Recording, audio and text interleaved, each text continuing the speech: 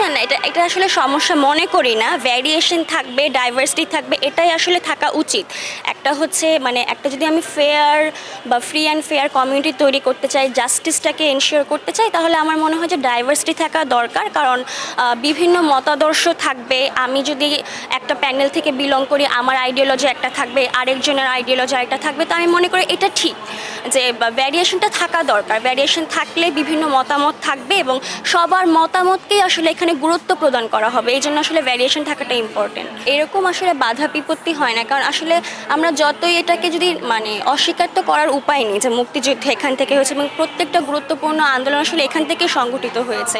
স্টুডেন্টরা, টিচাররা সেভাবেই এটাকে আসলে বাস্তবায়ন করার চেষ্টা করেছে। তো এই দিক থেকে এখনও যারা আছেন মানে মুক্তিযুদ্ধর যে বিষয়টা আছে বা প্রেরণা বা ঐতিহাসিক যে ঘটনাগুলো হয়েছে, সেই জিনিসটাকে যেন আমরা পুঁজি করে মানে বিভিন্ন রাজনৈতিক যে সংস্থাগুলো আছে বা পলিটিক্যাল যে পার্টিগুলো আছে, সেগুলো যেন আমাদের উপর কোনো ধরনের ডমিনেশন ক্রিয়েট না করতে পারে, এটা এনশিওর করা হয়। কিন্তু এই যে চেতনাগুলো আছে বা মোটিভেশনটা যেন এখনও থাকে, যেন ইন ফিউচার আরও যদি দেশে কোনো রকমের বড় ধরনের বাধা বিপত্তি আসে, এই চেতনাটাকে কাজে লাগিয়ে যেন স্টুডেন্ট বলি বা গোটা আমরা জাতি যেন একত্রিত হয়ে আমরা যে কোনো লড়াই বা যে কোনো সমস্যা যেন সেটাকে ফেস করতে পারি এবং সেই প্রবলেমটা থেকে ওভারকাম করতে পারি। এই নিয়ে আসলে কোনো ধরনের বাধা বিপত্তির সম্মুখীন আমরা হই না।